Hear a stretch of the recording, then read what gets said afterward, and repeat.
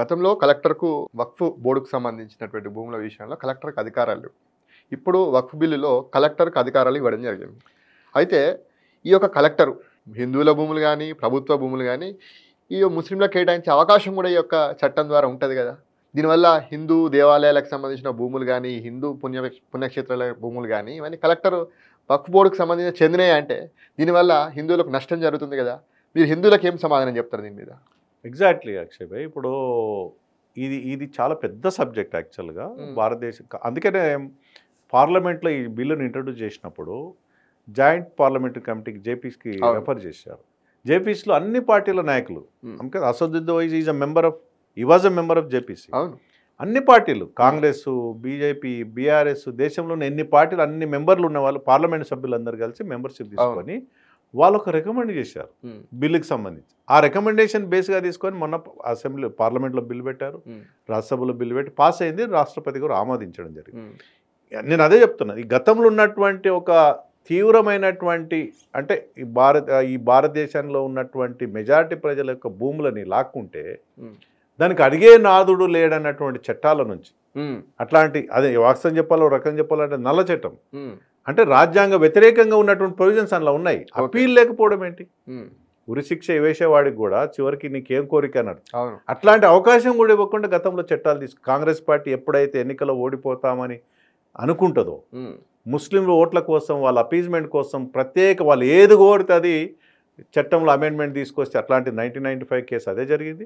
2013లో కూడా అదే, కేవలం వాళ్ళ ఓట్ల కోసము వాళ్ళని అపీజ్మెంట్ చేసుకోవడం, వాళ్ళని మంచి చేసుకొని ఓట్లు దండుకోవడానికి చేసిన ప్రయత్నంలో భాగంగా ఈ చట్టాలు వచ్చినాయి. ఆ చట్టాలకు అనుభవపూర్వకంగా అనేక రకాల నష్టాలు వచ్చినాయి, అనేక మెజారిటీ ప్రజల భూములు కోల్పోయారు.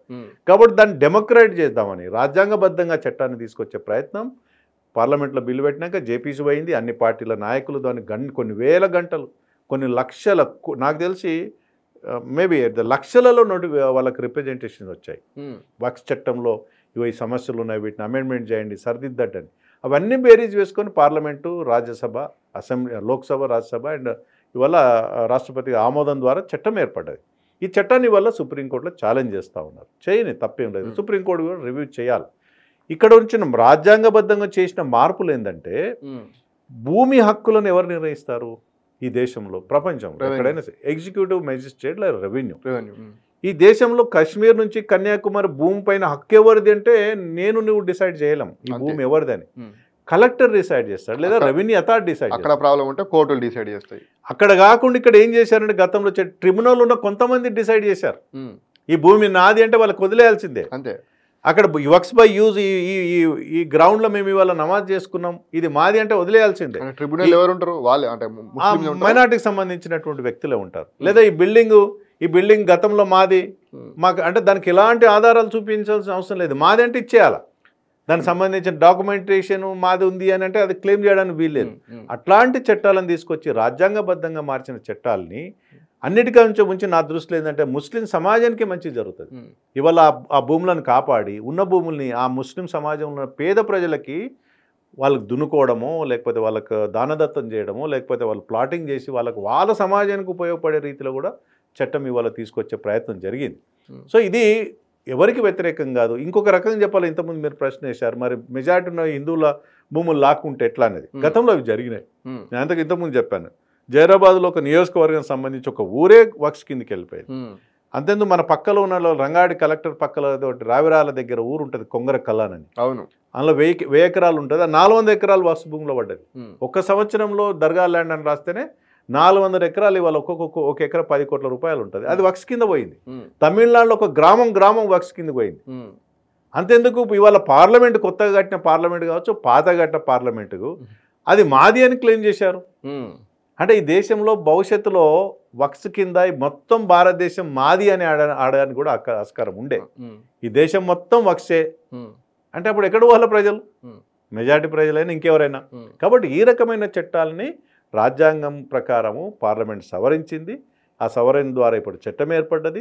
చట్టం ద్వారా ఏమైనా తప్పులు జరిగితే, చట్ట వ్యతిరేక ద్వారా నిర్ణయాలు జరిగితే ట్రిబ్యునల్ తీసుకున్న నిర్ణయాల్ని కలెక్టర్ ఛాలెంజ్ చేయొచ్చు. కలెక్టర్ దగ్గర తీసుకున్న నిర్ణయాల్ని హైకోర్టుకు వెళ్ళొచ్చు, సుప్రీంకోర్టుకు వెళ్ళొచ్చు. ఆ డెమోక్రటిక్ సిస్టమ్ని వాళ్ళు ఎస్టాబ్లిష్ చేశారు. కాబట్టి దీనిపైన రాద్ధాంతం చేయకుండా ఆ చట్టం అమలు జరగాలని కోరుతా ఉన్నాం.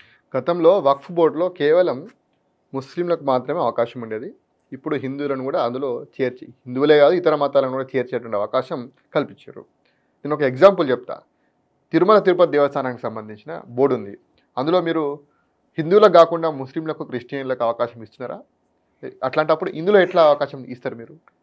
తిరుమల తిరుపతి దేవస్థానం అది వెంకటేశ్వర స్వామికి దేవస్థానానికి సంబంధించినటువంటి దైవ సేవల కోసం ఏర్పడ్డటువంటి అడ్మినిస్ట్రేషన్ సంబంధించిన సంస్థ అది. అవును. ఇది అదేవిధంగా ఒక మసీద్కి సంబంధించినటువంటి కమిటీలో ముస్లిమ్స్ మైనారిటీలో ఉంటారు. అదేవిధంగా హిందువులకు సంబంధించినటువంటి టెంపుల్స్లో టెంపుల్ కమిటీ మెంబర్స్ హిందువులే ఉంటారు. క్రిస్టియన్కి సంబంధించిన టెంపుల్కి వాళ్ళ ఒక మతపరమైన కార్యక్రమాలకు సంబంధించిన క్రిస్టియన్సే ఉంటారు. వక్స్ అనేది ఈ సంస్థ అనేది దేవాలయం కాదు, లేదా మసీద్ కాదు, చర్చ్ కాదు. ఇది కేవలం భూములకు సంబంధించినటువంటి వ్యవహారాలు చూసుకోవడానికి ఏర్పడ్డ ఒక ట్రిబ్యునల్, ఒక అడ్మినిస్ట్రేటివ్ ట్రిబ్యునల్. ఇది ధార్మిక సంస్థ అసలే కాదు. ధార్మిక సంస్థలు, మతపరమైన సంస్థలు వేరుంటాయి. ఇప్పుడు ఒక మసీద్ కమిటీ ఉంటుంది, అది ధార్మిక సంస్థ. వక్స్ అనేది కొంతమంది వ్యక్తులతోటి ఏర్పడినటువంటి ఒక ఆయా పరిపాలన యంత్రాంగం కోసం ఏర్పాటు చేసిన ట్రిబ్యునల్ కమిటీ అది. ఈ కమిటీ ఏం చేస్తుంది? భూములకు సంబంధించిన వ్యవహారాలు మాత్రమే చూస్తుంది. ల్యాండ్ రిలేటెడ్ ఇష్యూ కాబట్టి మనం మాట్లాడుతున్నాం. అవునవును. ఒక మసీదు సంబంధించిన ఇష్యూ అయితే మనం మాట్లాడట్లేము ఇక్కడ. ఈ ట్రిబ్యునల్ అనేది భూమికి సంబంధించిన భూములను గుంజుకుంటుంది కాబట్టి న్యాయబద్ధంగా భూములు తీసుకుందా, అన్యాయబద్ధంగా భూములు తీసుకుందా అనేటువంటి చర్చలు చేయడానికి ఈ ట్రిబ్యునల్ ఉంటుంది. సో ఇందులో ఈ కొత్త చట్టంలో ఎందుకు హిందూ సమాజానికి సంబంధించిన వ్యక్తులు అందులో అందరు కాదు, ఇద్దరు ముగ్గురు మహిళలు కూడా అవకాశం ఇచ్చారు. హిందువులకు కూడా అవకాశం, ముస్లిం మహిళలు కూడా అవకాశం ఇచ్చారు.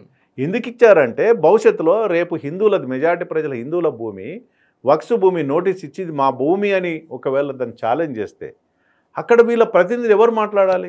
ఆ ట్రిబ్యునల్ కమిటీలో కనీసం వీళ్ళ వాదన వినడానికి ఒకరు సిద్ధంగా ఉండాలి కదా. ఆ ఉద్దేశంతో వేసినటువంటి మెంబర్స్ వాళ్ళు ఏదో నిర్ణయాలు తీసుకోరు, వాళ్ళు ఏదో మెజారిటీ నిర్ణయం తీసుకోవడానికి వాళ్ళ వాదన విని ఇందులో న్యాయం ఉంది కాబట్టి ఇందులో కనీసం వీళ్ళ బాధను అర్థం చేసుకోవడానికి ఒక రిప్రజెంటేషన్ ఉండాలని కోరుకున్న వ్యవస్థ తప్ప దాన్ని కూడా కోర్టులో ఛాలెంజ్ చేశారు. కోర్టు కూడా ఇవాళ అడిగినట్టుంది.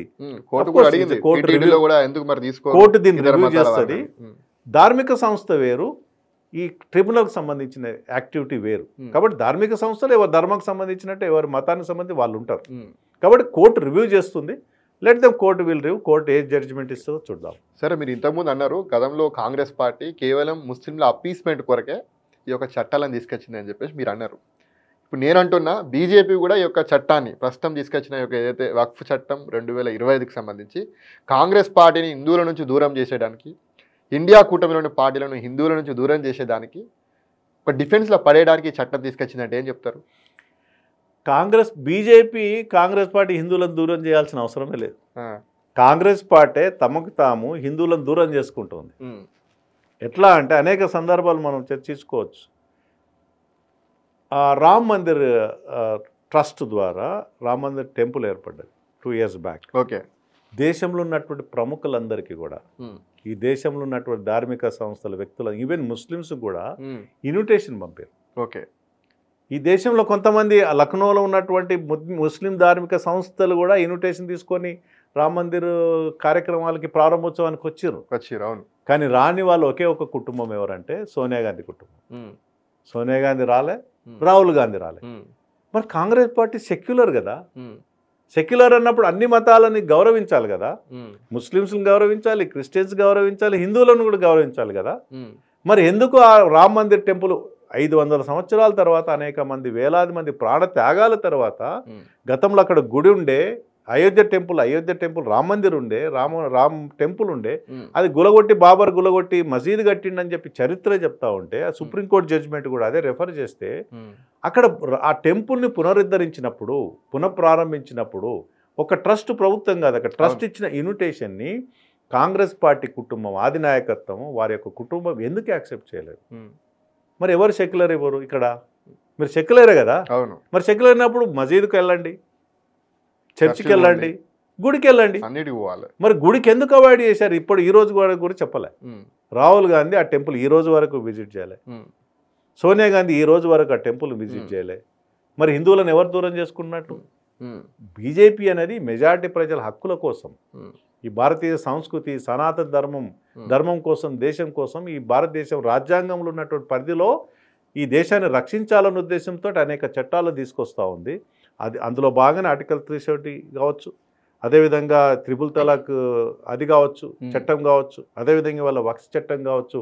మెజారిటీ ప్రజల మైనారిటీ ప్రజల హక్కుల కోసమే త్రిపుల్ తలాక్ చట్టం హిందువులకు సంబంధించింది కాదు, ముస్లిం మహిళల రక్షణ కోసం తీసుకొచ్చింది.